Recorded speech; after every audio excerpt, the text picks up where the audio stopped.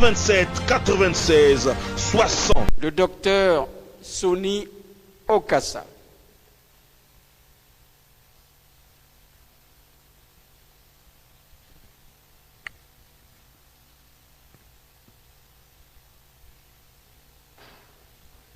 J'appelle à présent le rapporteur, l'ancien Étienne Mbumba.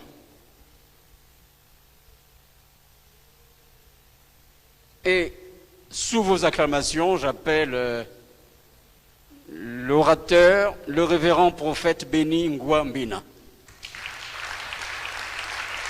Panel politique.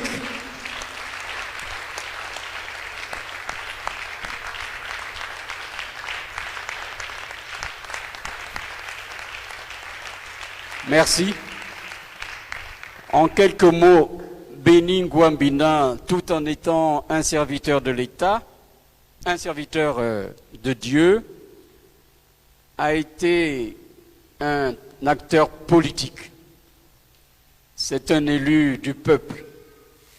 Il a également connu une carrière professionnelle, administrative importante.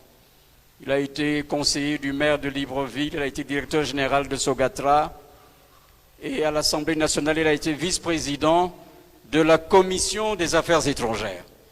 On applaudit encore pour notre orateur de ce matin.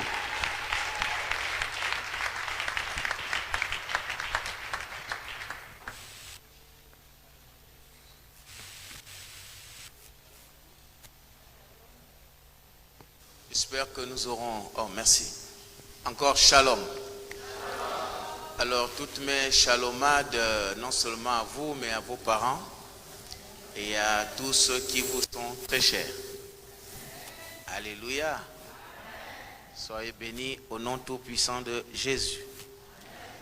Je rends grâce à Dieu pour ces temps qu'il nous accorde et aussi au révérend prophète, son excellence Alexandre Ngwa, qui m'a fait l'insigne honneur de prendre part à cette conférence qui est une grande conférence très importante pour l'édification des saints que nous sommes. Alléluia. Et cette grande première est à louer comme effort parce que cette initiative-là donne le son pour que les chrétiens aient un cadre où ils peuvent débattre des questions de la société. Surtout que nous avons eu une éducation d'avilissement dans le monde chrétien où on a pensé que lorsqu'on aborde ces sujets-là, c'est le monde ou bien l'administration, alors que dans le monde des chrétiens, il y a tout, toute l'expertise y est.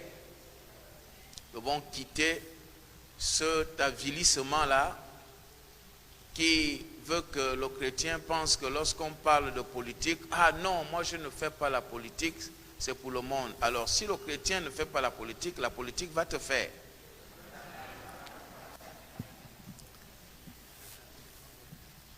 Merci, je laisse, vous voyez, nous on parle beaucoup, les frères. Donc je laisse la parole au modérateur.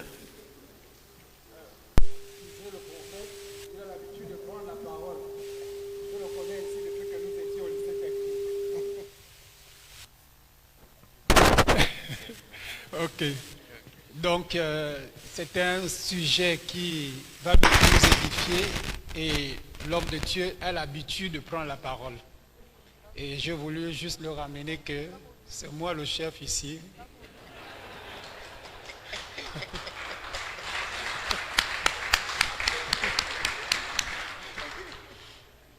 Et c'est moi qui donne la parole. Vous aurez la parole, cher prophète et ami de longue date. Vous savez, lorsque je suis rentré ici et que je me suis assis quelque part là, j'ai entendu une voix qui disait « Tes aumônes et tes offrandes sont montées vers Dieu. » Et je me suis posé la question « Seigneur, pourquoi ?» Et le Seigneur m'a fait savoir que le colloque était un cri qui était en train d'être émettre et qui montait vers Dieu. Parce que c'était un soupir. Et de ces soupirs-là, nous sommes en train de mettre des outils qui vont nous permettre de traiter le problème qui est en rapport avec la paix. Et au sorti de ces travaux, nous allons utiliser ces outils qui sont... Nous avons 9 outils qui constituent le panel. Et nous allons faire une proposition, n'est-ce pas, à l'État. Ce sera pour nous, l'Église, un moyen de dire que nous existons. Nous ne voulons pas être en marge de la gestion de la cité. Nous ne voulons pas être spectateurs, mais nous voulons être participants. Nous pensons, comme disait le prophète tout à l'heure, nous avons des dons, nous avons les talents, nous avons l'expertise qu'il faut. Et nous pouvons faire valoir cela afin de dire qu'au côté de l'État, nous pouvons accompagner l'État. Ceci dit, je vais laisser la parole au prophète. Déjà, on a fait sa biographie. Ce qu'on n'a pas dit, c'est qu'il est né le 10 mars. Nous sommes nés le même mois, 1973. Il est né à Libreville. Il est pasteur et il est à Libreville aussi. Prophète, à vous la parole. Merci. Vous savez, nous on parle beaucoup et on fait beaucoup de choses à la fois. On fait beaucoup de choses à la fois. On enseigne, on prêche, on a aussi la famille. On parle tout le temps. Alléluia. Le sujet que nous abordons aujourd'hui, c'est un sujet tellement vaste. Et je vais, n'est-ce pas, de manière vraiment très résumée, présenter les principaux axes pour que nous puissions tous comprendre. Je vais parfois utiliser les mots qui sont les miens, mais en les expliquant. Alléluia. Donc quand tu arrives, si c'est une zébi, tu commences à se dire « Omasor, Nawe, et puis c'est parti. Si c'est un fan aussi, il faut voir, il est où? Il est de Lambaréné ou il est du Wellington? S'il est du Wellington, en Bolani. S'il est de Lambaréné, en Bolo, on va à Biakasso. Et puis, ça va. Vous voyez, on est arrivé à ce temps-là. Et les discriminations aussi font partie de ces bases de conflits. Les discriminations. Et les discriminations dans notre pays ont dépassé le stade du tribalisme. On est plus aujourd'hui sur les discriminations qui reposent sur l'appartenance plus ethno-linguistique, mais l'appartenance politique. Ceux-là, ils ne sont pas avec nous. Et aujourd'hui, quand vous n'êtes pas de tel bord, vous n'êtes pas gabonais. Ou bien vous n'êtes pas bon. Et vous comprenez qu'aujourd'hui, tu n'es pas bon signifie tu n'es pas avec nous. Si tu n'es pas dans tel bord, tu n'es pas bon. Peu importe tous les diplômes que tu as, tu n'es pas bon. Donc cette mauvaiseté-là, excusez-moi, ce sont mes termes, mais j'explique ce que ça veut dire. Donc cette mauvaiseté-là ou cette mauvaisitude-là repose sur des bases subjectives, des considérations personnelles que chacun peut avoir. Mais ça ne veut pas dire que tu es mauvais. Mais c'est parce que tu n'appartiens pas à un bord. Lorsqu'on parle de la politique de l'emploi, la politique de recrutement, la politique de suivi des carrières, mais le suivi des carrières a perdu son sens même dans l'administration. Vous voyez ça? Donc, lorsqu'on parle de la politique, nous n'allons pas parler de cette politique qui consiste à rassembler les partis politiques et aller à une élection. Ça, c'est ça à quoi on a réduit les Gabonais.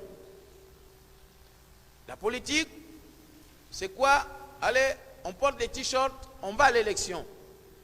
On a oublié que la politique, c'est gérer notre quotidien. Et la gestion du quotidien, c'est tous les domaines qui nous concernent. Donc vous comprenez ici que la politique, c'est gérer la société. Et dans cette société-là, il y a beaucoup de choses qu'il faut régler. Ce que j'appelle la socialité politique, pas la sociologie politique. la socialité politique. Ça veut dire régler les problèmes spécifiques que les populations attendent dans un domaine précis. Et ces domaines précis-là ne sont pas souvent satisfaits. La politique. On ramène toujours la politique à penser qu'il suffit d'atteindre un niveau, il suffit de connaître telle personne pour parvenir. Ça aussi c'est une politique, mais qui est négative, elle est discriminatoire. Donc la société, la politique est là pour tout gérer. Et on ne peut pas parler de politique sans parler du social. Ce n'est pas possible. C'est le social qui fait la politique, ce n'est pas la politique qui fait du social. C'est à partir du social que la politique prend des dispositions de gestion. On veut souvent dissocier pour dire, bon voilà, même quand les chrétiens disent de manière maboule, là, oh, voilà, moi je suis chrétien, je ne peux pas faire la politique. Mais c'est le maboulisme ambiant.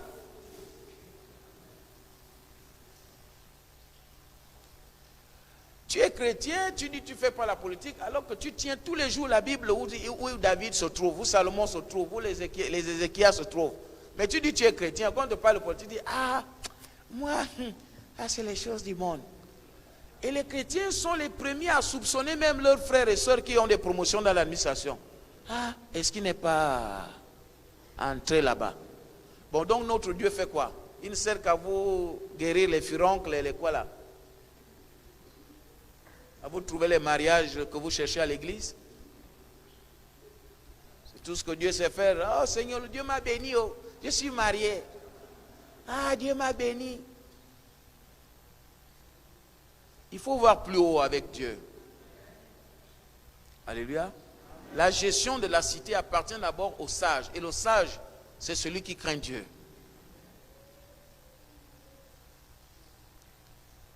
Donc, tout ce qui est social, regardez lorsqu'il y a une élection présidentielle. Qu'est-ce qui est politique, politicienne dans le projet de société d'un candidat? Qu'est-ce qui est politique, politicienne dedans? Tout est société, tout est sociétal et tout est social. Je vais construire les écoles, les hôpitaux. Vous avez déjà vu un candidat à la présidentielle qui dit non, vous aurez faim.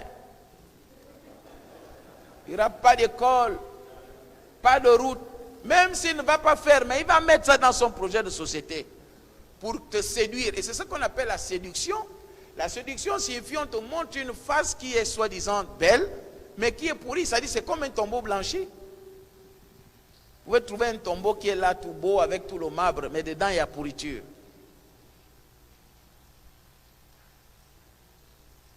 Donc tout ce que le politique fait, l'homme politique fait, il fait ça sur la base du social. L'homme politique ne s'exprime pas en dehors du social. Ce n'est pas possible. Vous allez présenter quoi aux gens? Parce que l'homme politique est appelé à gérer les préoccupations des gens qui vivent dans la société. Il ne gère pas quelque chose d'abstrait. Il gère ce qui te concerne directement. Il gère l'hôpital dont tu as besoin quand tu es malade. C'est lui qui doit apporter les solutions pour que lorsque tu te rends à l'hôpital, tu trouves le scanner, tu trouves tout ce qu'il faut pour que tu sois guéri. C'est ça la politique. L'homme politique est là pour se rassurer que les besoins primaires dont nous avons besoin sont comblés. C'est ça la politique. Donc la politique n'est pas une science abstraite où on imagine les choses, mais malheureusement, il faut faire la différence maintenant entre l'homme politique et la politique.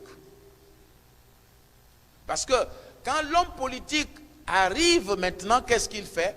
Il vient tailler le mode opératoire du système politique pour ses besoins personnels. Et ça, ce n'est plus de la politique. Là, ça devient de la démagogie. Vous voyez? Ça veut dire que les gens taillent les lois en fonction d'eux-mêmes. Si quelqu'un sort le matin, il sent qu'il pleut successivement pendant 3 jours et qu'il arrive en retard au travail, il dit non, on change la loi. Le travail commence maintenant à 10h et non à 7h30. Juste parce que lui, il arrive à 10h.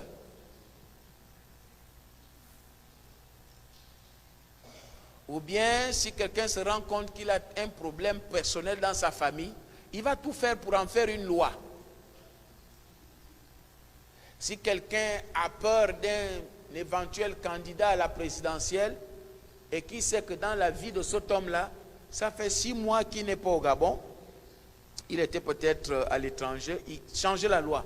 Quelqu'un qui n'a pas mis 6 mois d'affilée au Gabon ne doit pas être candidat. Oui. Si sent que tu as mal au pied, tu as eu mal au pied pendant 1 an. Il dit, celui qui a eu mal au pied pendant 1 an n'est pas candidat. C'est-à-dire, on prend les lois en fonction des personnes. C'est ça notre pays, il faut le dire clairement. On prend les lois en fonction des personnes. Et ça, ce n'est plus la politique. Parce que la politique tient compte de toutes les aspirations et de toutes les préoccupations, soient-elles minimales. Ça veut dire une préoccupation même d'un seul village doit être prise en compte par le politicien qui gère la cité. Il ne doit pas dire, ah, ce n'est qu'un village. Bon, ce n'est qu'un petit village qui se trouve là-bas, les Bambas, bon, même s'ils ont des préoccupations, ce n'est pas important. On doit toujours tenir compte de ça. Vous savez, le soleil n'oublie pas un village parce qu'il est petit.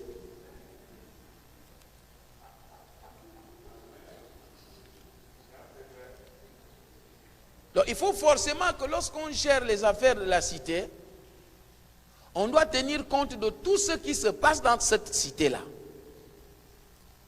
On doit tenir compte de ça. Vous ne pouvez pas mettre en place un système comme celui qu'on a. Hein? Que, bon, on envoie les gens à l'école, nous sommes tous diplômés, nous avons le même niveau. Et on commence même à travailler. Je ne parle même pas de ceux qui n'ont pas l'emploi, mais je parle de ceux qui travaillent même déjà. Mais comment se fait-il que quand un chrétien est ingénieur et qu'un païen aussi est ingénieur, ils ont été dans la même école? Mais c'est le chrétien ingénieur qu'on trouve de Maboul. Pourquoi? Parce qu'il refuse de faire certaines choses. Donc si les promotions reposent maintenant sur l'appartenance à un club, à une secte, ce n'est plus la politique. Regardez tous ces PD-là qui ont les promotions dans l'administration.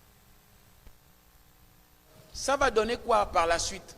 Ça va donner un mode sociétal ou même social que si tu veux une promotion, allez, ils appellent ça ramasser la clé ou bien graine. Ce sont ces choses-là qu'il faut dénoncer parce que beaucoup de parents dépensent beaucoup d'argent pour leurs enfants et que quand ils ont déjà des diplômes, ils doivent travailler. Si quelqu'un est au chômage de manière simple, bon, c'est normal. Mais nous devons extirper du fonctionnement de notre société tous les critères qui ne sont pas objectifs. Qu'on prenne les gens selon leurs capacités. Pourquoi? Parce qu'aujourd'hui, il ne suffit même plus d'avoir la compétence. Il ne suffit plus d'avoir ça. Il suffit d'avoir une acquaintance avec un homme politique. Tu cries « Oyez, oyez » et puis tu as le poste. Et les autres qui ne crient pas « Oyez, oyez » sont écartés. Ah non, toi tu n'es pas avec nous. Et nous comprenons aussi, que ce soit au Gabon ou dans d'autres pays, hein, comme je venais de le dire, les gens établissent les principes en fonction d'eux-mêmes, pas en fonction de toi et moi dans la société. Voyez. Et l'Église ne peut pas dire qu'elle est en marge de la société, parce que même l'Église aussi est gérée par le politique. Mais dans le sens de respecter l'éthique de l'Église. Mais qu'est-ce que le politique fait? Le politique corrompt l'Église pour mieux gérer l'Église. Le politique divise l'Église pour mieux gérer l'Église. Donc cette corruption et autres là, ça ne s'est pas arrêté au monde, c'est venu aussi dans l'Église. Malheureusement. La corruption est entrée dans l'église. C'est pour ça que l'église ne parle pas avec un seul son. Regardez au Nigeria. Les cultes se tiennent comme avant. Hein. Pourquoi? Ce n'est pas l'État qui a ouvert l'église au Nigeria. Ce sont les hommes de Dieu qui ont ouvert l'église au Nigeria. Si les hommes de Dieu au Gabon parlaient d'une seule voix, toutes les églises seraient ouvertes. Si l'homme de Dieu au Gabon parlait d'une seule voix, on devait avoir toutes nos églises ouvertes. Mais parce que certains d'entre nous privilégient leurs relations avec les politiciens, préserver leurs intérêts. Ce qui fait que lorsque un groupe va dire, bon, on ouvre les églises et tout, l'autre va dire, ah non, vous n'êtes pas pressé. Parce que le politicien va appeler pour dire, hey, qui a bougé là? Donc beaucoup d'hommes de Dieu sont entrés dans les compromis et font maintenant la politique politicienne dans l'église. Et vous savez que le politicien qui n'arrive pas à gérer les affaires de la cité va procéder à ce qu'on appelle diviser pour mieux régner. Pour mieux maintenir l'église dans l'obscurantisme, il faut diviser les hommes de Dieu. Vous savez, il n'est pas interdit que les hommes de Dieu soient divergents dans l'opinion. Hein? Paul et Barnabas ont eu ça. Mais avec le même esprit, ils finissent toujours par se retrouver. Alléluia. Ils se sont retrouvés toujours. Mais nous, malheureusement, on ne se retrouve pas. Pourquoi? Parce que le politicien a touché l'église, a réussi à convaincre. Parce que pour affaiblir l'église, il faut passer par les maillons qui font la chaîne de l'église. Diviser pour mieux régner. Et chacun fait en fonction de ses besoins. Vous voyez par exemple en Côte d'Ivoire, lorsque Ouattara est au pouvoir, il se rend compte qu'il ne peut pas avoir un opposant comme Gbagbo. Il s'arrange avec les Sarkozy et les autres pour le garder. Gbagbo n'était pas en prison. Gbagbo était rangé pour attendre que Ouattara termine ses 2 mandats. Et quand Ouattara est à la fin de ces 2 mandats, on libère Gbagbo, il se rend compte qu'il n'est pas encore sûr des autres là. Il dit bon, on peut encore faire un 3e, mais il fallait d'abord qu'il soit sûr de s'asseoir sur le 3e mandat pour que Gbagbo soit complètement libéré. Donc on a d'abord libéré Gbagbo, mais le 3e mandat n'est pas encore assuré. Nous n'en gardons là encore. On a encore activé le procureur. Fais tout pour qu'il reste. On dit non, tu sors de prison, mais tu vas rester seulement. Tu ne sors pas de l'Union européenne. Le temps que les élections finissent bien en Côte d'Ivoire, ça finit.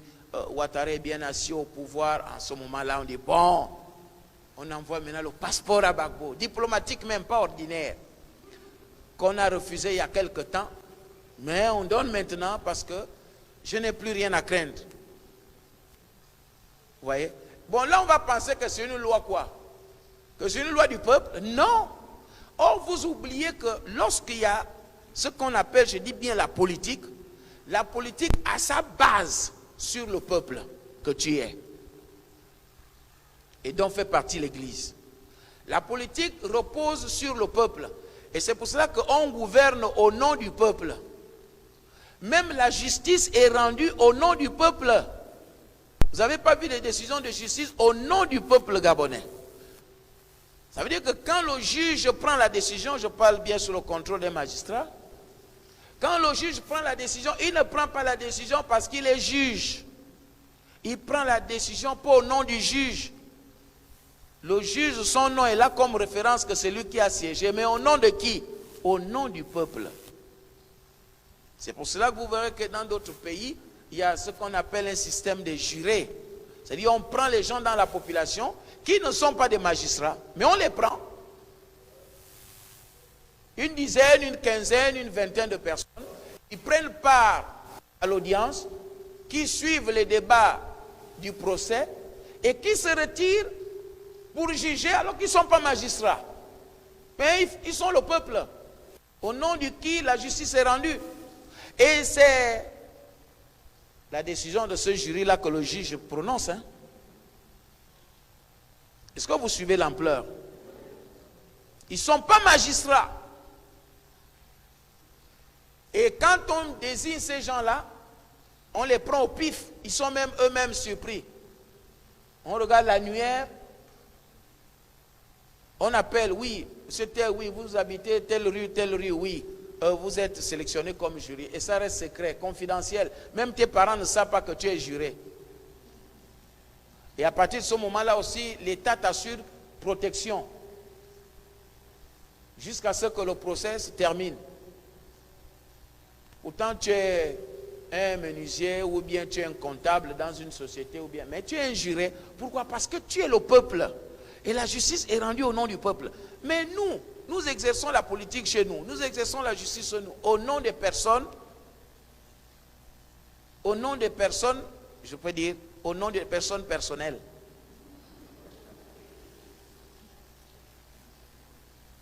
Alléluia.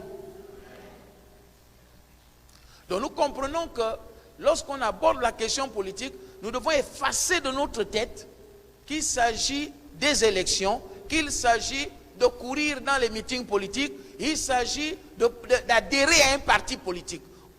Le parti politique ne représente rien du tout par rapport au peuple que le politicien gère. Le parti politique n'est qu'un canal, encore qu'il y a des candidats indépendants, ce qui signifie que même le parti politique ne vaut rien. Le parti politique n'est rien du tout. Aucun parti politique au Gabon, par exemple, n'atteint même 1000 membres. Il y a des partis où les gens ne sont là que parce qu'ils préservent les postes. C'est pour ça qu'ils ont peur de l'église. Parce qu'un politicien, quand il fait une réunion comme celle où vous êtes là, ah non, le nombre que vous êtes là, on devait vous acheter les t-shirts, vous donner les sandwichs, les coca, on loue les bus, et vous êtes là. Et vous faites l'offrande. Et vous ne faites pas l'offrande autant pour moi. Les politiciens, ils dépensent.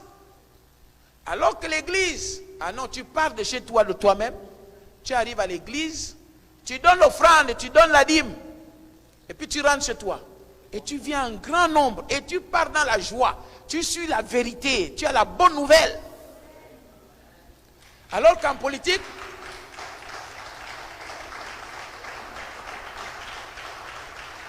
alors qu'avec les politiciens, il vient, il te fait des mensonges, mais tu es quand même soulagé parce que tu as le coca et la canette de coca et puis le sandwich et le t-shirt bleu ou blanc, je ne sais pas trop. C'est pour cela que le politique a peur de l'église.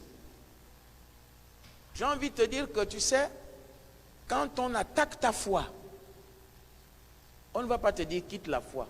On va attaquer ton leader pour dire qu'il n'est pas vrai, il n'est pas bon. On va attaquer ton prophète. On va tout dire sur ton prophète pour attaquer ta foi. On ne va pas te dire directement, tu sais, la chrétienté n'est pas ceci. Vous savez, un jour, j'étais voir un collègue ministre. Et puis il me dit, ah mais Béni, vraiment ton affaire là, c'est quoi ça? J'ai dit, bon, tu sais, ne parle pas mal de mon Dieu. Il dit, non, vous savez, les églises, il y a parfois des faux là-bas. J'ai dit, ne parle pas mal des hommes de Dieu nés de l'église. Bon, quand il a parlé, j'ai dit, bon, maintenant on va faire une démonstration. On va voir qui va sortir nu le premier d'ici là. J'ai dit, tu vas prier le Dieu des francs-maçons, et moi je vais prier mon Dieu. Et on verra qui sortira nu de ce bureau, tout de suite. Il dit, non, c'est pas ça. C'est que, en fait, je ne voulais pas dire ça. J'ai dit, parce que je vais prier pour que tu sortes nu. Et puis, je vais te suivre avec tes habits.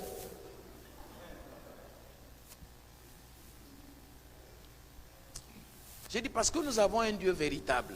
Le politique s'attaque à l'église aujourd'hui, pas parce que l'église a fait quoi que ce soit, mais parce que l'église est dans la vérité. Et cette vérité dérange. Pourquoi? Parce que la politique a été pervertie. Ce n'est plus une politique qui fait du bien au peuple, une politique qui s'occupe du peuple, mais une politique qui divise le peuple, qui avilit le peuple, qui appauvrit. Et c'est pour ça que vous voyez que la pauvreté, elle est entretenue. Même si tu es un bon fonctionnaire, tu peux même avoir 1 million par mois aujourd'hui dans l'administration. Tu es toujours mendiant. J'appelle ça la mendicitude. C'est-à-dire un système qui amène tout le monde à être mendiant. Que tu le veuilles ou pas, tu dois être mendiant. Et ça, ce n'est pas la politique. Alléluia. Donc, voilà, ramasser, de manière ramassée, hein, le terme politique dans la gestion de nos affaires, dans l'encadrement. Et pour terminer, je dis que la politique a aussi un rôle pédagogique. La politique a un rôle pédagogique. La politique doit nous enseigner, c'est-à-dire les politiciens, leur rôle, c'est de nous enseigner, nous apprendre comment fonctionne la société, comment on gère même la société, comment eux ils gèrent. En même temps, ils nous enseignent dans une sorte de compte rendu, n'est-ce pas? Et en même temps, dans les échanges que nous avons, ils ont un rôle pédagogique. Or, ils ne nous enseignent pas. La seule chose que le politicien viendra t'enseigner, c'est de te dire comment tu dois mettre les bulletins dans l'enveloppe. Ce que tu choisis, tu mets ici, et ce que tu ne choisis pas, tu mets là-bas. Voilà la seule pédagogie que j'ai vue que l'homme politique enseigne aux gens. C'est tout. Mais il n'y a pas des enseignements pour amener le peuple à comprendre. Parce que plus tu comprends, le politicien, lui, il aime un peuple avili. Plus on est ignorant, plus il domine. Et ça leur permet de gérer comme ils veulent. Et quand quelqu'un veut un peu regarder fort, on dit non, non, non, lui, il est opposant. Mais on n'a pas besoin, tout le peuple est opposant dès lors qu'il n'est pas satisfait. Donc l'opposition n'est pas une chose réservée aux partis politiques. Les partis politiques ne représentent rien du tout. Un parti politique, vous voyez par exemple comme en France, le parti socialiste, la droite ou la gauche, aucun ne dépasse 400 000 membres. Mais quand ils vont aux élections, vous verrez qu'un candidat a 18 millions de voix. Ces 18 millions-là viennent d'où? Pas d'un parti politique, mais du peuple qui pense que lui, là, peut changer nos vies. Tout comme au Gabon, quel est le parti qui dépasse 1000 personnes? Mais on parle de 600 000 votants. On parle de 200 000 personnes qui ont voté tel candidat, de 200 000 personnes qui ont voté tel autre candidat. Ça signifie que c'est le peuple qui décide. Mais le parti politique lui-même n'a pas de membres. Mais c'est le peuple qui suit en fonction de ce que le candidat a dit. Vous dites, ah, celui-là peut répondre à nos aspirations. Et il vote pour celui-là. Mais le parti politique en lui-même ne représente pas la société.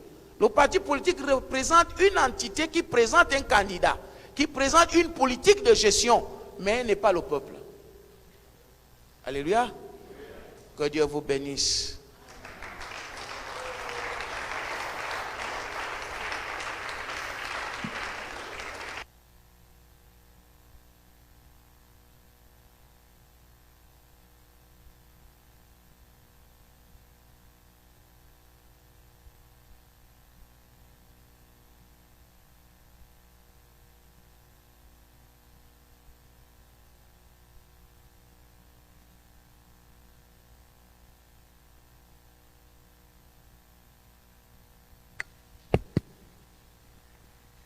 Alors, bonjour, je suis Madame Loba, travaillant au ministère du Budget. Heureuse d'avoir écouté le serviteur de Dieu que je ne vois qu'à la télé. Donc, prophète Alexandre, merci, c'est un privilège. J'ai aimé les discours et j'ai certaines interrogations quand même. Donc, cher homme de Dieu, cher orateur, dans ce contexte actuel d'un pays en conflit, en crise, comment est-ce que le chrétien politicien peut-il ramener la paix et la stabilité? Le chrétien politicien. Ça, c'est le premier volet de ma question. Le deuxième, c'est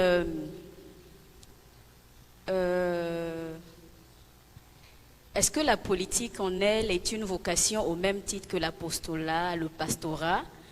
Est-ce qu'un chrétien peut se lever un matin et dire j'ai reçu de Dieu? Enfin, l'intellectuel peut-il se lever un matin et se dire voilà, moi je commence à faire de la politique en tant que chrétien, je pense que cela vient de Dieu, comme le pasteur s'est levé un matin, ayant reçu de Dieu un appel pastoral.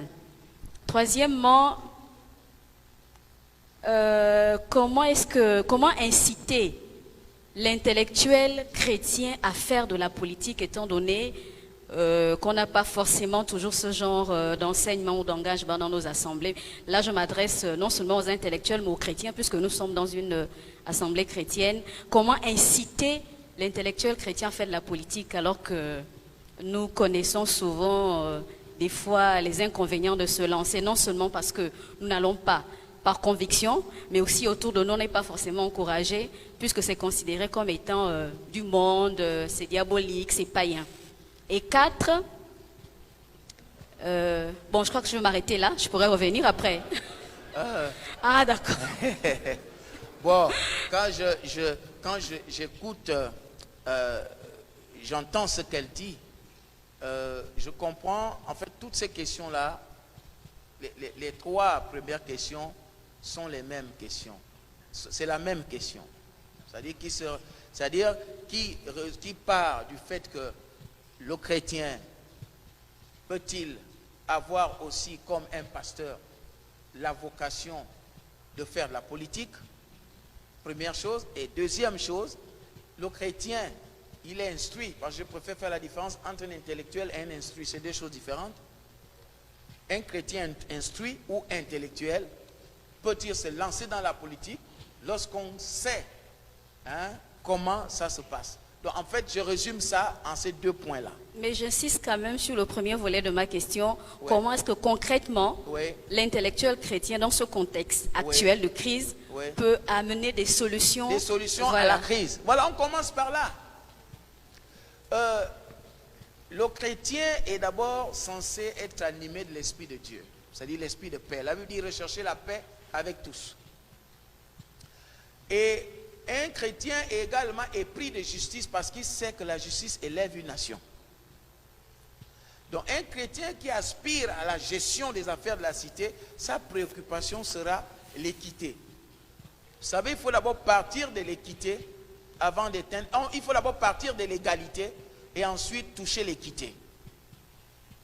L'égalité, c'est que nous avons tous droit au même droit. Voyez. Maintenant, l'équité signifie aussi que, vous savez, l'équité signifie que tu es grand de taille et l'autre est court, mais que celui qui est court, on mette un banc sous ses pieds pour avoir la même taille que celui qui est grand. C'est ça l'équité. C'est-à-dire on permet à chacun de monter. Pourquoi? Parce que la démocratie n'est pas un nivellement de tout le monde au même niveau, mais doit plutôt permettre à chacun de voir la possibilité d'accéder à l'excellence. Vous voyez ça?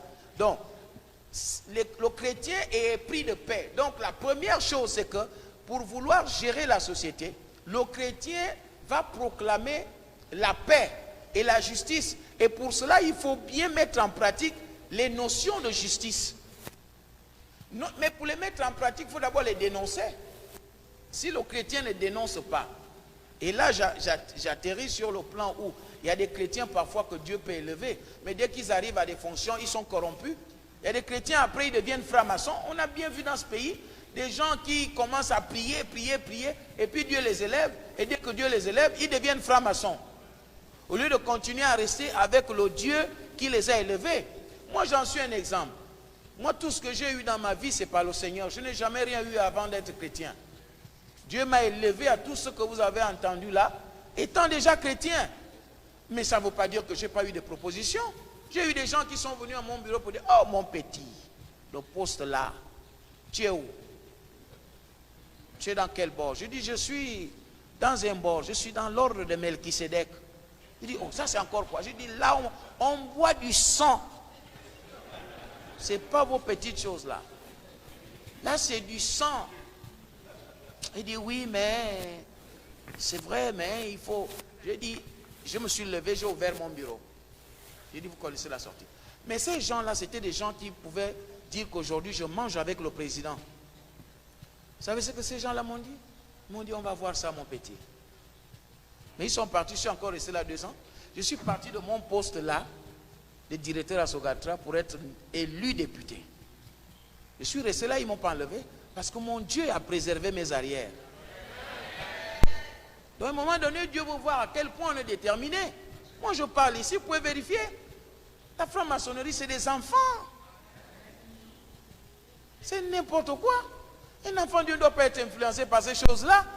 On lui dit non, voilà, on va t'enlever un peu. Le poste, c'est quoi? C'est le poste qui te donne les diplômes. On ne peut pas te réduire à moins que ce que tu es quand tu as le Seigneur. Mais il y en a qui tombent dans ça. Donc, il faut d'abord savoir quel genre de chrétien se lance. Parce qu'il y a des chrétiens corrompus. Et là, moi, je préfère parler d'un chrétien déterminé qui connaît son Dieu, comme David. Qui connaît son Dieu, qui ne retourne pas, qui ne fléchit pas. Donc, ce chrétien-là, lorsqu'il va parler de justice, quand on va l'influencer, quand on va le menacer, il va dire quoi? Il va dire, excusez-moi, hein? Il va dire, non, je ne crains que Dieu. Vous savez, mon matricule, c'est Acte 5, 29. C'est ce matricule-là qui fait en sorte qu'à chaque fois que les situations arrivaient, je brandissais ça. Acte 5, 29. Vous vaudrait mieux craindre l'Éternel que de craindre les hommes. Donc c'est ça, le chrétien doit être d'abord déterminé dans ce qu'il dit pour qu'il impose la paix par la voix du Seigneur. Et ensuite, le chrétien n'a pas besoin de vocation pour faire la politique. Il a besoin de se sentir d'abord capable de faire sans reculer. Le chrétien doit le comprendre. Le chrétien, c'est un citoyen comme tout le monde. Mais ce que le chrétien a en plus par rapport aux autres, c'est qu'il a l'Esprit de Dieu. Parce que lui, il aura la capacité de bien gérer sans voler l'argent. Voilà l'avantage du chrétien dans la société. C'est-à-dire que si un chrétien est ministre des Finances, il va vraiment gérer ça. Il ne va pas voler l'argent, mettre les milliards dans son propre compte, mais il va dire cet argent-là doit aller dans un orphelinat, doit aller dans un centre. Hein?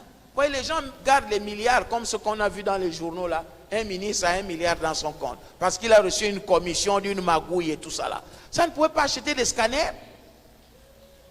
Mais quand tu es chrétien, tu ne vas pas faire ça. Vous voyez? Et ce qui manque aussi aux chrétiens, comme je le disais, c'est le courage. Les chrétiens n'ont pas le courage. Ils ont tout laissé au monde. Les promotions, c'est le monde. Et le chrétien passe son temps à prophétiser en faveur du monde. C'est le monde qui doit grandir. Donc quand le monde reçoit les promotions, c'est parce que tu as prophétisé pour qu'il ait ça. Vous voyez? Je pense que j'ai... Tu avais encore quelque chose à ajouter? Vas-y rapidement. On va prendre une autre personne.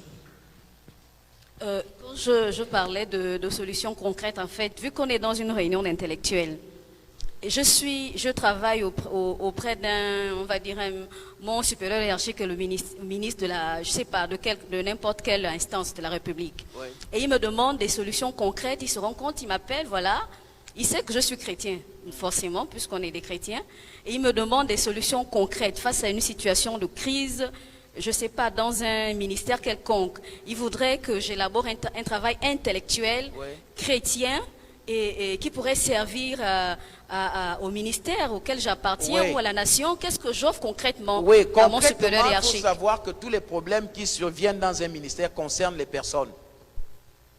N'est-ce pas? Ça concerne les personnes. Donc forcément dans votre ministère, vous avez un personnel, soit un syndicat ou une représentation syndicale qui représente un domaine donné. Il faut les consulter par rapport à la solution que vous voulez prendre. Parce que si vous n'établissez pas, parce que les enfants de Dieu, la première force, c'est le dialogue.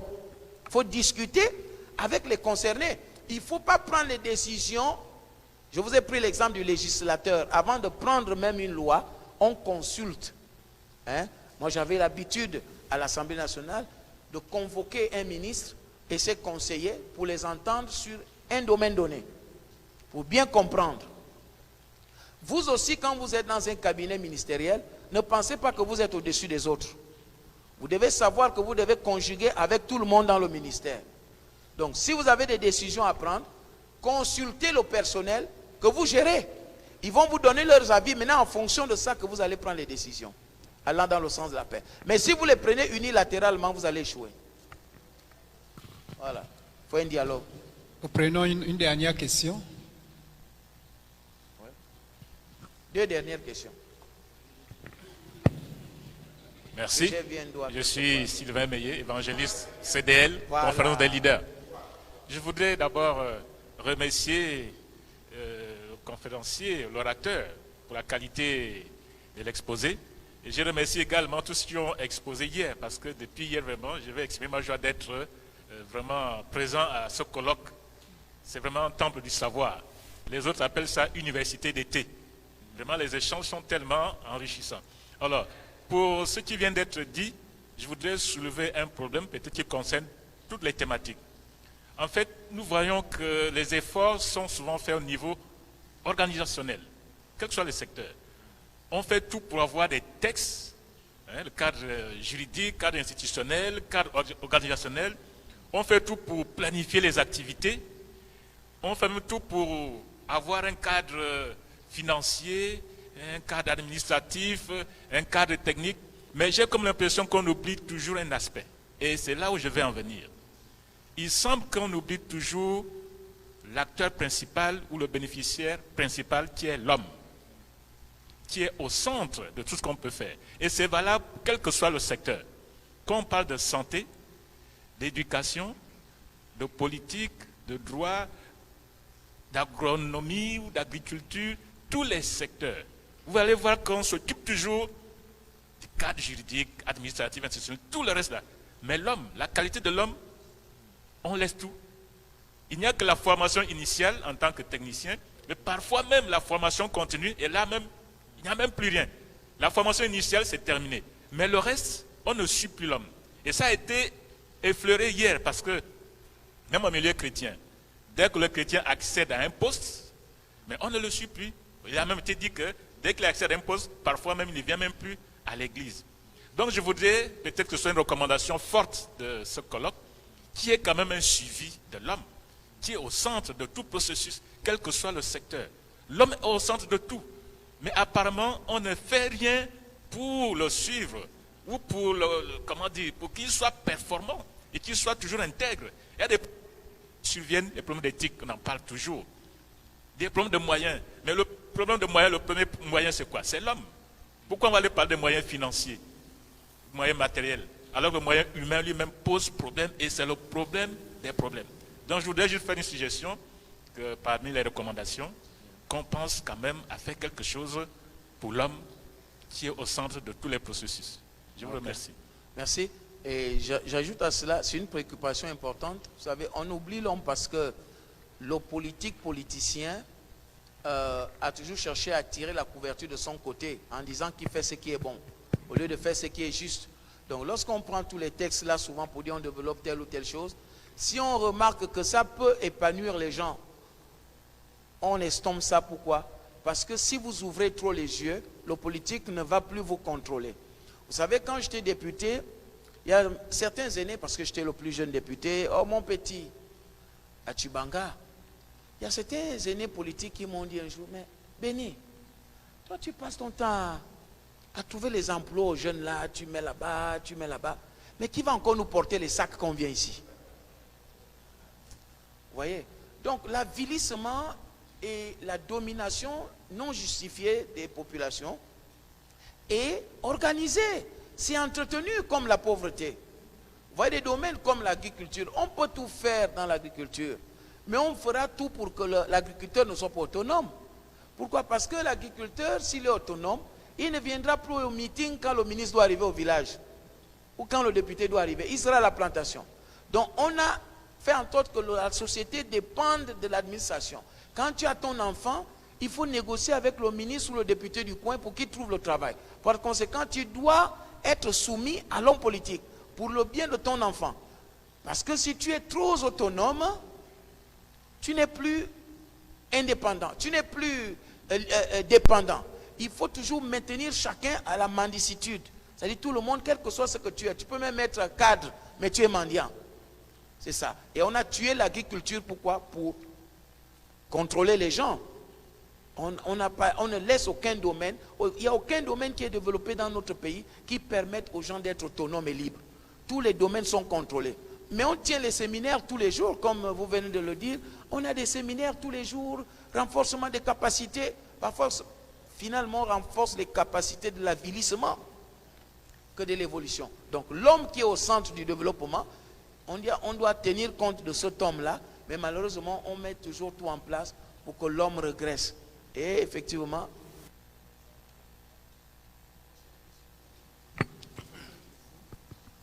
oui. Pasteur Armand Moussunda, merci. Merci, révérend prophète, de non seulement votre présence, mais de la qualité surtout de votre communication. De mon point de vue, j'estime que votre présence est très importante maintenant et durant ce colloque, car vous êtes une personne ressource en la matière. Quand je parle de la matière, je fais la relation politique-église sur le plan local. Peut-être rappeler que pour les jeunes générations, vous avez été député siégeant à la 11e législature, vous l'avez dit. Vous avez été député, vous étiez très jeune. Votre expérience qui peut être un témoignage peut susciter des vocations. Et à cet effet, premier volet de ma question, quel conseil orienté pourriez-vous donner à l'Église pour susciter des vocations dans la politique? Ouais. Ça, c'est le premier volet de ma question. Deuxième volet, dans les pays scandinaves, nous écoutons et voyons des groupements tels que Parti chrétien catholique, Parti chrétien protestant.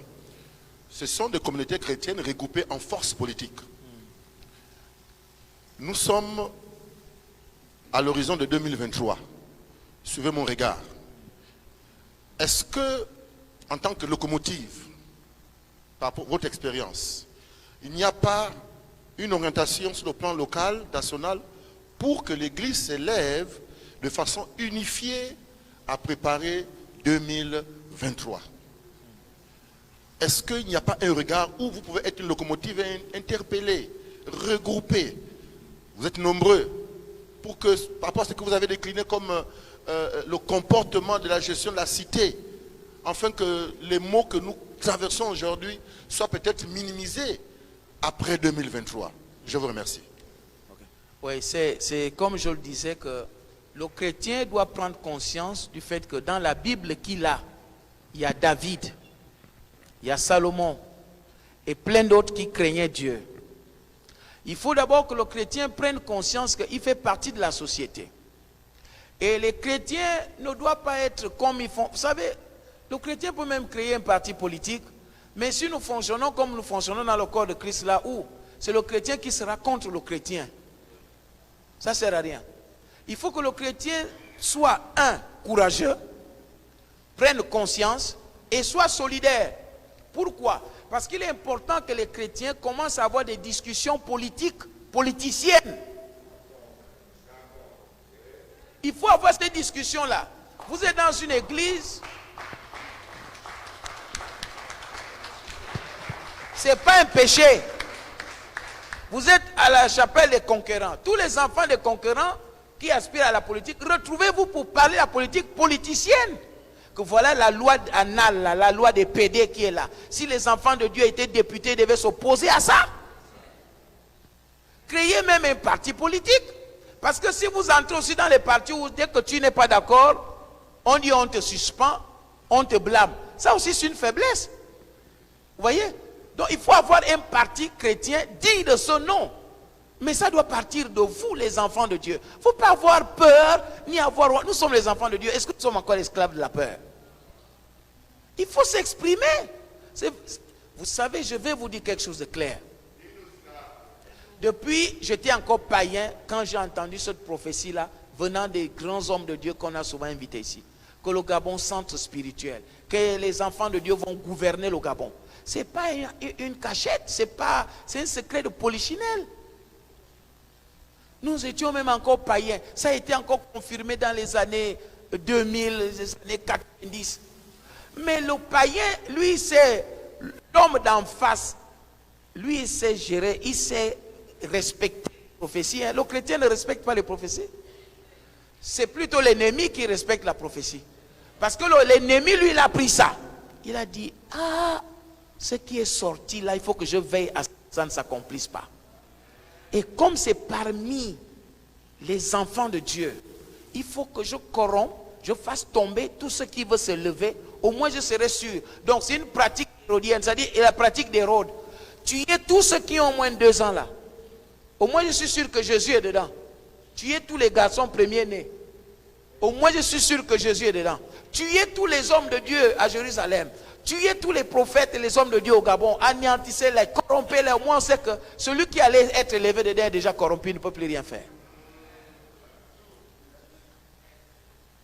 Et le chrétien a sombré dans l'immobilisme ambiant, où il devient l'avocat, même des gens qui gèrent mal le pays. Il devient leur avocat, c'est le chrétien qui les défend. Parce qu'il y en a qui ont des postes, il y en a qui sont payés sous les tables et sur les tables. Le chrétien va aller où? Regardez une chose simple comme celle que nous vivons aujourd'hui, que l'église doit ouvrir. Vous pensez que si les chrétiens se réunissaient ensemble pour dire on ouvre les églises, le gouvernement allait reculer? Mais comme ils savent qu'on est divisé, il paraît qu'aujourd'hui il y a l'aile dure. Ceux qui sont avec Moulaka sont l'aile dure, c'est les opposants. Et les autres qui sont aussi de l'autre côté, c'est eux les pasteurs du pouvoir. On ne peut pas avancer. Voilà où nous en sommes. Donc le chrétien, pour 2023, il faut que vous ayez des députés. Même si, vous savez, le nombre ne compte pas. Je me rappelle quand la convention de Bellinga est arrivée à l'Assemblée nationale. J'ai dit, je m'appelle Beningwambina, père de famille. J'ai un nom à défendre. Je voterai contre. Moi seul, notez ça dans le rapport. J'étais seul sur 120 députés. J'ai dit ça. Je n'ai pas dit pour que les gens me suivent. J'ai donné mon opinion. J'ai dit je ne voterai pas la convention de Bellinga. Pourquoi? Parce que dans la convention de Bellinga, vous avez même dû suivre ça, ils ont fait un commentaire là-dessus. Parce que dans la convention de Bellinga, les Chinois avaient besoin de 1000 mètres carrés, 1000 kilomètres carrés autant pour moi, pour exploiter le fer. Mais on leur donne 7000 kilomètres carrés, qui est un territoire comme la Belgique finalement. J'ai dit je ne voterai pas. Et puis quand ils disent que 25 ans après, ils vont laisser le matériel, ce sera dans quel état? J'ai dit je vote contre. Moi, mon nom ne sera pas dedans haut. J'étais seul, j'ai pris mes responsabilités en tant que chrétien. Mais j'ai été surpris que d'autres ont suivi. Et puis la loi n'est pas passée. Vous voyez? Donc imaginez que vous êtes un seul chrétien sérieux, vrai, à l'Assemblée. Et que la loi de PD là arrive. Tu vas dire, chrétien,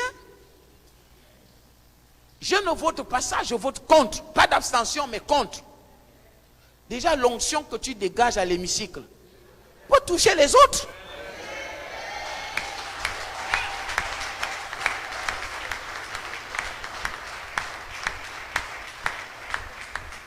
Comment tu peux avoir la Bible? Dieu a dit dans Genèse 1, 28, il a dit quoi? Il a dit, allez, dominez, assujettissez, remplissez la terre. C'est notre rôle de dominer, d'assujettir. Remplissez la terre signifie soyez partout dans toutes les sphères de la société. Mais nous, on fait aussi comme le monde. Dieu a dit, les choses que Dieu nous a dit d'assujettir, dominer les animaux, maintenant c'est ça nos dieux. Notre terre, on s'assujettit au perroquet. C'est notre Dieu. Les gens qu'on doit dominer, c'est nous maintenant qui sommes en bas. Toi qui dois enseigner la science aux politiciens, qui est franc-maçon, c'est lui maintenant qui te dit ce que tu dois faire. Comment on va avancer? Donc voilà ça pour 2023. Préparez-vous, vous êtes des enfants de Dieu. Tu es populaire dans ta localité. Prépare-toi, tu deviens député. Tu deviens sénateur. Au moins la voix d'un chrétien va porter. Donc ne te dis pas que pour être député, il faut que tu dépendes. Moi je n'ai jamais, j'étais secrétaire exécutif de mon parti. Même dans mon parti, Dieu m'a élevé en tant que chrétien. J'étais secrétaire exécutif. Et je disais toujours à mon leader, le curé, je lui disais toujours ce que je pense. Vous voyez ça? Donc il y a des députations en 2023. Il faut commencer à avoir les députés. Maintenant, si vous pensez que vous pouvez aussi avoir un candidat à la présidentielle, vous êtes des citoyens, non? Présentez-les. Même si ça se passe comme ça peut se passer, mais au moins montrer que les chrétiens ont une voix qui porte. Qui porte. Et le chrétien, il est intègre. Le chrétien a tout pour réussir. Tu as Dieu, tu vas encore demander quoi? Est-ce que Salomon a demandé l'argent à Dieu? Il a demandé la sagesse. Ça veut dire sa présence. C'est pas ça? Donc ne faites pas, ne parlez pas derrière les portes, derrière machin, que les chrétiens s'expriment. C'est ce que je demande aux chrétiens. Exprimez-vous. Parfois même vous êtes plus populaire que ces troubadours-là dans vos villages. Vous pouvez bien remporter les élections. Hein? Moi, ces gens-là, je les ai battus souvent quand je voulais. 2 fois. On dit non, on parle, je tape encore, même sans argent dans les poches. J'ai gagné sans argent. Député, sans argent, j'ai gagné ça. Parce que j'avais mon Dieu avec moi. Donc, soyons non seulement rigoureux, soyons fermes, ne changeons pas. Tu es maintenant candidat aux législatives, maintenant c'est l'autre qui vient te corrompre. Non, je ne suis plus candidat. Je baisse les bras. Bon, tu déçois Dieu. Oui, l'autre question? Oui, dernière question. Non, avant-dernière question, parce que le prophète a dit 3. Voilà, donc avant-dernière, hein? Ah, ok, vas-y. Je vous ai bien suivi, révérend. Vous avez évoqué l'injustice et la question tribale. L'injustice, avez-vous dit... l'injustice, avez-vous dit, emmène le conflit. Et vous avez parlé de la question tribale. Quelqu'un est ministre Nzebi, dans le cabinet on parle Nzebi. Alors, imaginons un peu. Beningou Ambina est nommé ministre. Il est élu de la Nyanga. Il doit repartir solliciter les voix de ses compatriotes de la Nyanga. Est-ce que dans son cabinet, il peut nommer autant de Fonds et de Miéné, par exemple, qu'il veut, alors que reparti dans la Nyanga, on pourrait lui reprocher de ne pas avoir mis les cadres de la province dans son cabinet. Est-ce que vous qui faites le terrain, est-ce que vous avez le sentiment que le peuple est suffisamment mûr pour accepter que dans un cabinet, dans un ministère, qui a pour ministre un Nzebi, il n'y ait pas que d'Nzebi? Est-ce que le peuple est prêt à l'accepter? Merci. Ouais. Vous savez que beaucoup de choses que les populations font aujourd'hui émanent de l'éducation que le politicien leur a inculquée. Vous voyez ça? Aujourd'hui, quand vous voyez un électeur vient ici, il prend l'argent, là, il va là-bas. Mais parce qu'il sait que le politicien aussi, c'est un bandit. Donc, une affaire de bandit se règle en bandit. Quand quelqu'un est ministre, c'est lui qui montre aux gens de chez lui que vous voyez, je nomme les gens de chez moi. Ce n'est pas les gens qui lui demandent ça. Les gens lui proposent effectivement, mais lui il montre effectivement que c'est ce qu'il faut faire. Parce que quelqu'un qui est nommé ministre, la seule façon d'aider ces gens n'est pas de remplir le cabinet de... C'est lui qui doit expliquer aux populations que je suis ministre, je peux avoir un directeur de cabinet qui est de chez moi, et puis les conseillers sont nommés selon leurs compétences, peu importe leur origine. Il faut déjà que les gens sachent ça. Parce que l'élection ne dépend pas forcément du fait qu'on nomme les gens. Non, tu peux placer quelqu'un, tu peux aider quelqu'un en le mettant ailleurs. Mais il faut, parce que la fonction de ministre, c'est une fonction politique. Mais une fonction politique nationale. C'est comme lorsqu'on est député. On est élu national. On n'est pas député. Moi, je ne peux pas dire que j'étais député comme je suis de Ndengilila. Et puis, il n'y a que le député qui peut faire ça. Ça veut dire que j'avais des attachés parlementaires qui étaient issus de plusieurs localités de ma circonscription. Ma secrétaire particulière était aussi dans la circonscription. Ça, c'est politique parce que je suis député là. Mais j'avais aussi d'autres personnes qui n'étaient pas mais qui étaient d'une autre localité de Tchibanga, qui étaient de Mouabi, qui étaient de Mayumba, qui étaient à mon cabinet. Et puis maintenant, mais quand on est ministre de la République. Ça veut dire qu'on a des collaborateurs qui peuvent venir du nord ou du sud. Mais ce qui est mauvais, qu'on dénonce, c'est parce qu'ils font clairement que je suis ministre de chez moi. Au point qu'aujourd'hui, on n'a plus de ministres de la République, on a des ministres locaux. Vous voyez, on a des ministres des villages. On n'a plus les ministres de la République. Ce qui fait que parfois ton cousin est nommé ministre, tu commences même déjà à venir avant qu'il ne prenne les fonctions. comment dire, inspecter le bureau. Moi, je serai assis ici. Vous commencez même à narguer les gens et tout ça là. Ça, c'est pas la République. Il faut que c'est les politiciens qui donnent la mauvaise éducation aux populations. C'est les politiciens qui montrent que sans eux, les populations ne vivent pas. C'est le politicien qui tue l'agriculture pour que le villageois ne soit pas autonome, que quand il arrive, on dit on attend le ministre, on attend le député, donc on n'est pas parti à la plantation aujourd'hui. Et quand tu vas leur donner l'argent là, quand ils vont se partager ça, chacun a 500 ou 1000 francs, finalement ils ont eu quoi? Rien du tout pour toute une journée. Juste la danse. Vous voyez? Alors que s'il peut aller planter son cacao ou faire la récolte de son champ, il a plus que ça. Donc même le porc épic coûte plus cher que 2000. Vous voyez? Donc c'est une éducation que le politicien a donnée pour que les populations dépendent de lui. Et il justifie ça par le fait que si je ne nomme pas, les gens de chez moi penseront. Mais quand tu deviens ministre, tu n'es plus ministre de chez toi.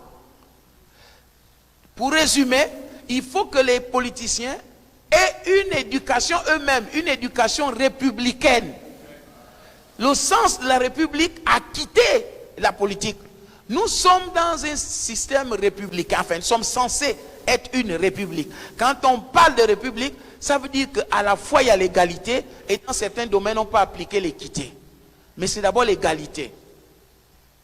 Tout le monde doit être au même niveau en ce qui concerne les droits. Ce qui signifie que si quelqu'un est nommé à un poste de responsabilité, il ne vient pas là pour enlever quelqu'un parce qu'il n'est pas de chez lui. Mais il vient là pour suivre celui qui fait le travail pour que son exercice réussisse. Donc ça, c'est la faute du politique. Voilà. Il n'y a plus de questions. Nous avons fini. Sur quoi nous allons céder la parole au modérateur. Nous vous remercions. Que Dieu nous bénisse.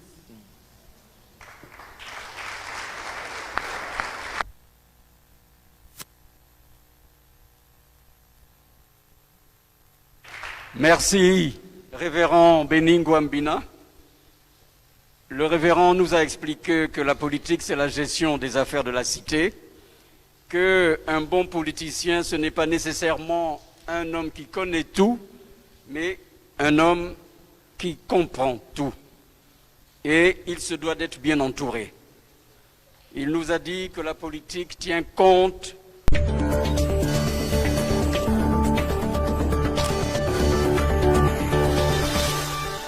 Audio Jungle.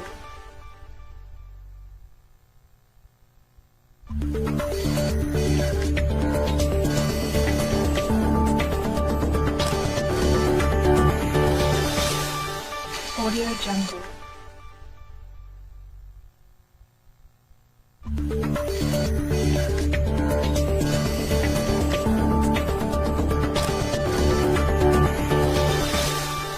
Audio Jungle. Ce matin, nous sommes sur le colloque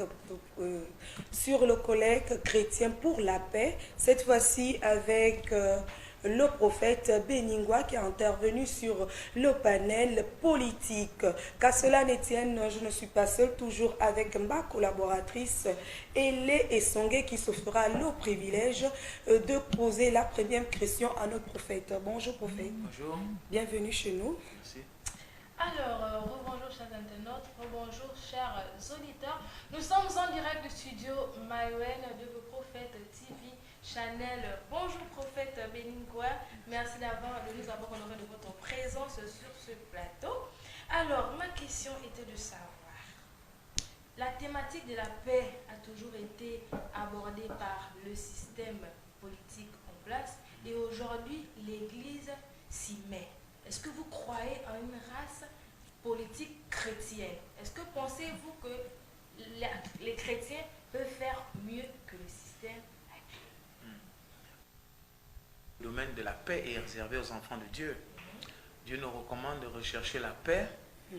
Et un enfant de Dieu est d'abord quelqu'un qui est pris de paix et d'amour. Donc, ce n'est pas nouveau ou bien ce n'est pas arraché.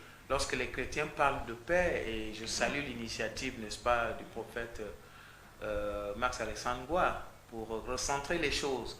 Voyez, et le fait que vous puissiez parler de la paix qui a souvent été évoquée par les politiciens, le monde politique, fait en sorte que certains pensent que même lorsqu'on tient cette conférence, c'est comme si il y a une motivation politique derrière. Vous voyez, alors que c'est notre, nous sommes dans le champ qui est le nôtre. Parler de paix, ça appartient aux enfants de Dieu. Et on n'a pas besoin d'une permission de qui que ce soit pour cela. On n'a même pas besoin de l'argent de qui que ce soit pour cela. On a besoin juste de faire la volonté de Dieu en parlant de la paix. Donc nous sommes dans cette thématique-là de paix, parce que la paix profite à tout le monde, n'est-ce pas? Et nous ne parlons pas d'une paix qui vient des hommes. Lorsque les enfants de Dieu parlent de paix, il y a une différence entre la paix des politiciens, qui est une paix cupidité, et qui est une paix de course au pouvoir, ou une paix qui est une paix de mensonge, une paix hypocrite, de démagogie. Or, nous, on parle de la paix du Seigneur, une paix qui nous vient de Dieu, c'est elle qui est plus importante. Donc, lorsqu'on parle de paix, c'est que la paix de Dieu ne soit pas une initiative des hommes dans notre pays, mais que s'il y a la paix dans notre pays, que ce soit une paix qui vient de Dieu. Amen. Ben voilà, prophète, dans votre intervention, quelle différence faites-vous entre le politicien atypique et le chrétien? Le politicien atypique peut aussi être un chrétien. D'accord. Pour comprendre que le chrétien, c'est un citoyen comme tout le monde qui peut s'intéresser à la chose politique, mais le chrétien aura la crainte de Dieu pour mieux gérer les affaires de la cité, puisque le rôle de la politique, c'est ça. Maintenant, le chrétien, il y a une différence entre ce chrétien qui est, que ce soit chrétien laïque ou chrétien qui a une vocation dans le ministère, et quelqu'un qui est au sacerdoce. Vous voyez, moi j'ai été politicien au haut niveau, vous voyez, mais par les contraintes du sacerdoce, Dieu m'a demandé de me délester de cela pour me consacrer entièrement au sacerdoce, c'est-à-dire au ministère. Donc, les autres chrétiens qui ne sont pas appelés à aller entièrement au sacerdoce sont libres, comme moi aussi j'ai été libre d'occuper les fonctions politiques. Vous voyez, donc jusqu'à présent ça ne s'est pas arrêté, il faut que les chrétiens le fassent. Donc il y a une différence entre quelqu'un qui est appelé pasteur. Il y a même des pasteurs aussi qui peuvent aspirer à des fonctions politiques. Ça dépend de l'appel. Vous voyez, moi Dieu m'a dit laisse tomber tout et tu me sers. Vous voyez. Mais il y a d'autres pasteurs que vous pouvez voir, il y a des pasteurs qui sont responsables d'église, qui sont conseillers des ministres, qui sont directeurs généraux, moi j'en connais, qui sont des pasteurs responsables d'église, leaders d'église. Donc ça dépend de comment Dieu appelle chacun. Mais tout en retenant que le chrétien, en tant que citoyen, peut aspirer à faire la politique. Et pensez-vous qu'il sera meilleur que le politicien qui n'est pas chrétien? Je peux déjà compter sur le fait qu'un chrétien intègre, qui est vraiment chrétien, parce qu'il y a une différence entre le chrétien de mots et le chrétien de fait. D'accord. Vous voyez, mais un chrétien, il est forcément meilleur que celui qui ne l'est pas. Allez-y. Alors, est-ce que vous pensez, beaucoup de chrétiens aspirent assurément à la politique? Vous diriez tout à l'heure que si on a un candidat qui pourrait se proposer, que ce soit aux élections législatives ou aux élections présidentielles qui se lancent, est-ce que ce ne serait pas possible de créer une fédération, une coopérative ou une organisation des chrétiens politiques? Parce qu'il y a assurément des chrétiens qui font de la politique, mais qui sont chacun chez soi, chacun dans son coin. Est-ce que ce serait pas mieux de fédérer, de collaborer ensemble afin d'être unis pour... Ça, ce n'est qu'une bonne idée. Ce n'est qu'une bonne idée, c'est une bonne évocation. Mais maintenant, dans la pratique, est-ce que c'est possible? D'un côté, oui, c'est possible. C'est-à-dire que ceux qui... Vous savez, parmi les chrétiens qui peuvent se regrouper, que ce soit dans les églises ou autres, si l'idée est mise, ceux qui vont se reconnaître dans cette plateforme-là viendront dans cette plateforme. Vous voyez, et qui seront issus de plusieurs églises. Il suffit que les chrétiens eux-mêmes prennent la chose en main pour dire, mais il faudrait aussi que ce soit même des vrais chrétiens. Parce qu'il faut aussi faire attention aux marchands d'illusions qui viendront donner en face l'illusion d'être chrétiens pour rouler les autres après. Vous voyez, pour voir pendant que les gens ont dit, bon voilà, nous avons l'éthique chrétienne, si c'est aux législatives, les gens vont aller et puis ils deviennent... des députés sont chrétiens, et puis après, ou même avant les élections, les gens commencent à déchanter. on roule les autres, on fait des crocs en jambes, on devient corrompu, on change de voie, on change d'opinion. C'est ça le problème, parce qu'on connaît beaucoup de chrétiens aussi qui ont été élevés en dignité et qui après ont changé, sont entrés dans des sectes pernicieuses alors qu'au départ, ils étaient chrétiens. Alors, prophète, si vous avez des propositions à donner aux politiques, puisque actuellement, il n'y en a pas qui sont complètement chrétiens dans cette vague de politique. Nous avons parlé de conflit dans un pays de crise. Donc, si vous avez quelque chose à apporter. Oui, c'est pour dire que premièrement, le chrétien doit prier parce que c'est Dieu qui tient les cœurs de tout le monde entre les mains, peut les incliner comme il veut.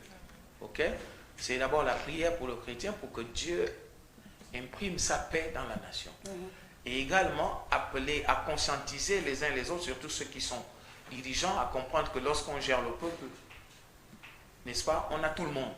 C'est-à-dire que faire ce qu'on appelle une politique inclusive, hein, c'est-à-dire prendre en compte les aspirations d'où qu'elles viennent, mais de tout un peuple, pour que tout le monde se reconnaisse dans ce qui est fait. Merci. En fait, moi, ma question, c'était pour ne pas que la vision du colloque s'arrête. C'est une très bonne initiative. Et même les Gabonais lambda louent cette initiative du colloque chrétien pour la paix. Donc, il faudrait qu'on essaie de mettre en œuvre quelque chose qui pourra perdurer et qu'on ait, en fait, on va dire ça comment, des actes concrets. En fait. Oui, bon, dans un premier temps, tous les débuts sont difficiles. Toute organisation souffre souvent des maladies infantiles, de la création. Mais ce que j'encouragerais dans un premier temps, c'est que l'initiative soit répétée chaque année. Et que c'est vrai qu'il faut faire des propositions, mais il faut toujours faire des propositions et mettre en place un système de suivi de ces propositions-là. On sait que la réflexion des chrétiens, la réflexion qui est faite au cours de ce colloque-là, n'est pas une réflexion dont les résolutions seront soit imposées ou quoi, mais ça va toujours servir un jour. Vous voyez, c'est comme lorsque vous dites à quelqu'un « Jésus t'aime ». Bon, la personne peut dire « Oh, je le sais » ou bien « bon ». Mais ce Jésus t'aime là, c'est une semence qui va poursuivre la personne. Un jour, la personne aura une crise. Il va dire « Oh, on m'a dit un jour que je suis m'aimé. Il faut que je cherche ce Jésus-là où il est pour que j'ai la paix. » Mais lorsqu'on fait comme ça, à première vue, bon, ça n'a l'air de rien, hein, mais ce sont des résolutions qui vont forcément servir dans l'avenir. Amen. Merci, prophète. À moins que vous ayez un mot de fin. Bon, juste encourager l'initiative et que ce ne soit pas la dernière édition. Merci.